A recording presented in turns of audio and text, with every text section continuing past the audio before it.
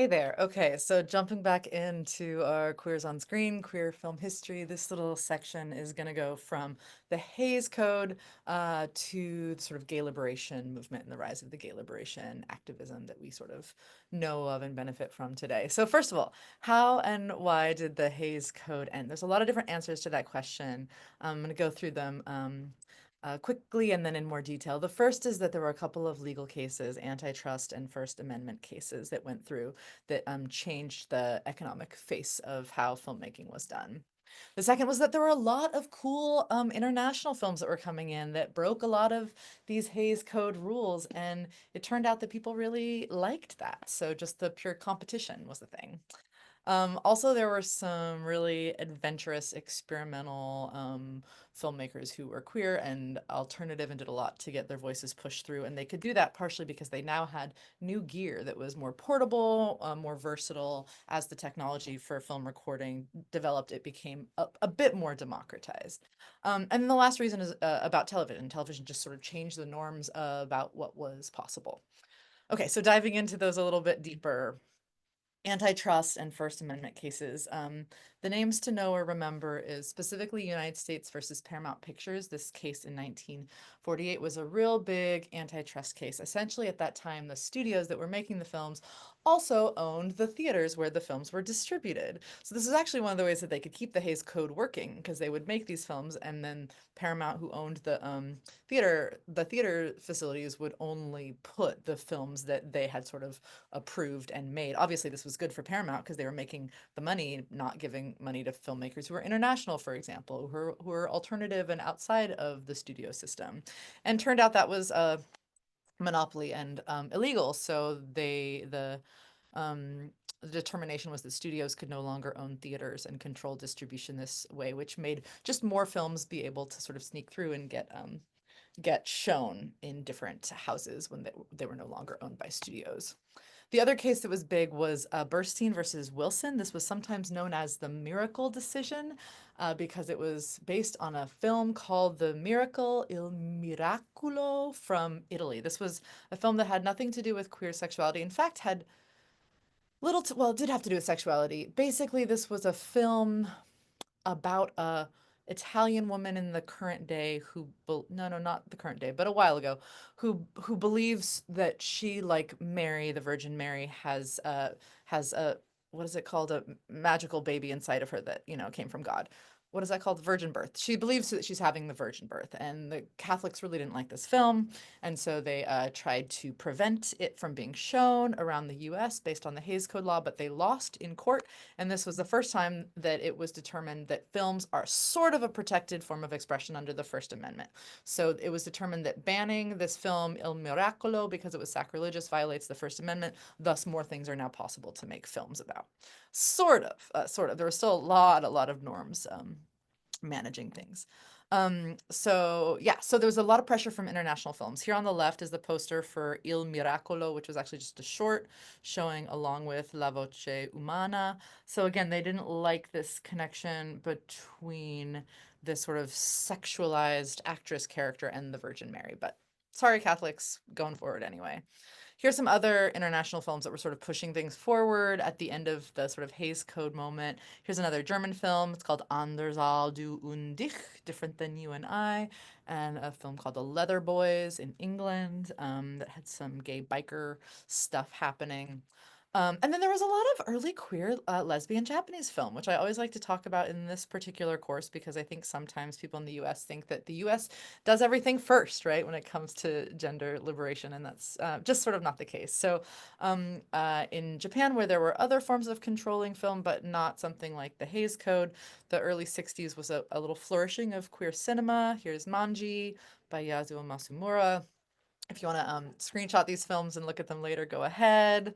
Um, and then this was a real famous performance by a drag queen who had a long cinematic career up to and including recently. So this was, I think he identifies as a drag queen and as he, but still sort of transgender or cross-dressing representation very early on, in the 1960s.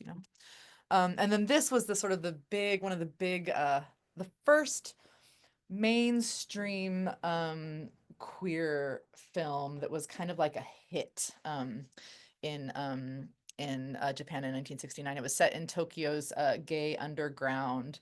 Um, and follows a love story that's sort of a love triangle that unfolds between these three characters that you see before them. This is a great film. Recommend it. It's fun. Let's see. Of course, there were also so many sexy French films coming in. French films did not have the kind of censorship that we had here. Les Oeufs de l'Autriche. There was a offstage queer character who was spoken about in positive terms. We had Les Amitiés Particulières, a sort of young gay male awakening. And then I put 1950/1966 here because this film was made in 1950 and did not end up getting screened in the US until 1966 at the towards the end of the Hays Code. There was a big old brouhaha about it. This film was very sexy, made by a kind of radical sort of abolitionist playwright, tortured, I would say sort of neurodivergent queer radical before his time. Maybe I'll show some clips of this in class. I'm not going to do it now for the benefit of time. But the French were obviously bringing in a lot of sort of sexual and queer imagery that were then being shown around the world too. Other places, Sweden, here's a film, I'm Curious from 67.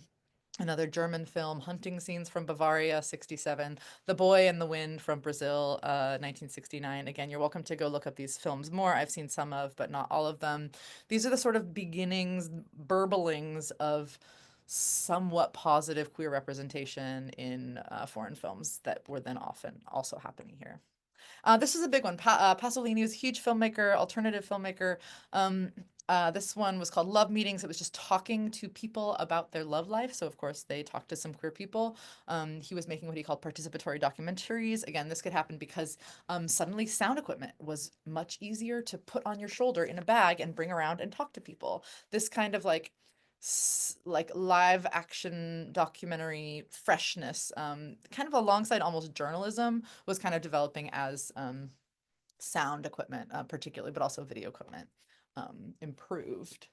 Um, and then so those are a lot of the influence of these kinds of international films on the sort of decline of the Hays Code. Because now, if the theaters were not all owned by Paramount, and if films were protected under the First Amendment, then people who owned movie theaters that wanted to screen these kinds of sexy foreign international films could do that without getting, arrested or having the theater shut down, which did happen sometimes prior to that. Um, I also want to make sure that I mention some United States based innovators as well, who were just really bravely pushing back against censorship and getting their sort of queer voices heard no matter what, even as early as the 1960s. So here are posters for three films from three names you might want to know, especially if you're interested more in experimental cinema. Jack Smith's 1963 $300 budget film made with his queer friends in their big apartment, whatever, loft in New York, downtown New York. Flaming Creatures, really great early queer, trans, messy, wild representation.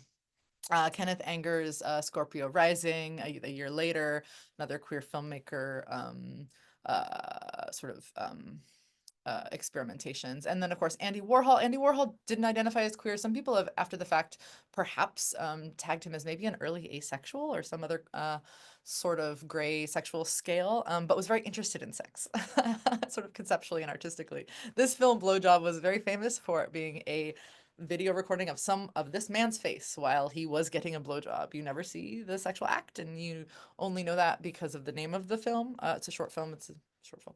This is just his face. You never know that other than the legend, the sort of that goes with it. So these kinds of experimentations were also pushing forward and pushing away from censorship. And then the last thing is television. So I don't have enough time in this video particularly to go deeply into the development of television, but basically they became common in US houses after World War II. And just like in cinema, I like to say that queers have been on television since the very, very beginning, though the Hays Code sort of still applied to TV as well. So there were a lot of rules about how queer people could exist. Often in narrative plots, they showed up as a rumor or a joke. This picture of Lucy and the I Love Lucy show, which I hope you have heard of, on the right here. on the fourth episode of I Love Lucy, way back in 1951, on this episode called Lucy Thinks Ricky is Trying to Murder Her. There's this whole subplot where Lucy thinks that Ricky's murdering her because he's with a new man, because something comes up, the name Theodore keeps coming up. And so she thinks he's with a man instead of, as her husband, as he's supposed to be. It turns out that he's been referring to a friend's dog or something is named Theodore, that he keeps saying that he loves Theodore. So there's this like rumor or possibility of Ricky being gay as kind of like a joke, which is present from like the very beginnings of what we think of as TV. Um, let's see. Yeah, TV like film was a sort of technical development that happened in many, many places at once. I guess it was sort of first successfully demonstrated in San Francisco in the late 20s. Russia was developing the same technology at the time. Upstate New York and Schenectady, they started airing TV and commercials. And then the kind of the first moment of the legendary first moment of 1939 when the US World's Fair was happening, big deal, World's Fair. President Roosevelt talked on TV for the first time, so that was a sort of big moment. I won't go deeply into it, but let's just say that the realm of television changed how things could and could not be discussed in other media as well. In terms of discussion of queer people on TV, from a sort of newscaster perspective, it was all bad at first. There was no positive affirmation of queerness on TV for a very long time. These are some names of TV shows, TV episodes in the 50s. Homosexuals and the problems they present. Homosexuals who stalk our children. Introduction to the problem of homosexuality. Homosexuality, a psychological approach. These are all like hour long talking heads of straight people talking about how crazy gay people are. Are homosexuals criminal? The problems of the teenager who doesn't fit. Oh yeah, and then finally in 1961, I don't know if you can see this because of the where my face is here, but was the first positive representation of queer people on television. This was in 1961. You will not be surprised to learn that it was in San Francisco, KQED, which is still around today, but it was later syndicated to go around the country. It was basically the first sort of TV program that was ostensibly true and real, that was not sensationalizing or demonizing. The director and this guy, the person who made the film and the person who was the main talking head in the film, they were not particularly queer allies. They were definitely not queer people. They kind of approached the topic of queerness from like a anthropologist, Margaret Mead, look at these people in their natural habitat. And there was basically nothing on lesbians. Lesbians did not exist, right? You see the rejected men. So it was the first positive representation of essentially like white cis gay men on TV. It didn't get any deeper than that particularly, but it did receive positive critical reviews. And then after that, a year later, there was another TV show made in Los Angeles that acknowledged that lesbians existed. And 1962 is what we think of the first time a lesbian was on TV, that kind of thing. And then so throughout the 60s, we were getting a little bit more complex representation. And then oops. Yeah. And then we first start getting like more in-depth, actual empathetic queer characters on TV once we get to the early 70s. So this thing on the left, this picture on the left, is the first reality TV show, basically, An American Family, which was a PBS, public broadcasting educational reality TV, in 1971. And the American Family had a son whose name was Lance Loud, who was the first out gay character on TV. That wasn't the main point of this reality TV show was actually the difficulties of divorce and how painful divorce is for the kids. It was sort of a side thing that one of the kids happened to be gay, but he was really a real person, and he was really gay. He was the first sort of out character. And yeah, the actor who played that, well, the person who that was also ended up dying of HIV AIDS in the next decade, which is pretty sad. That Certain Summer was a fictional ABC made-for-TV movie about a divorced dad. But now the dad is trying to hide the fact that he's gay and in a relationship from his teen son who runs away.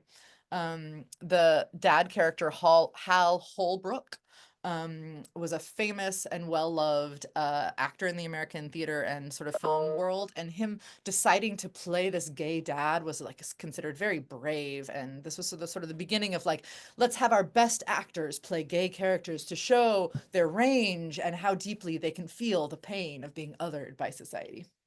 Hal Holbrook says he was unafraid to play a gay character, was getting a lot of applause for it.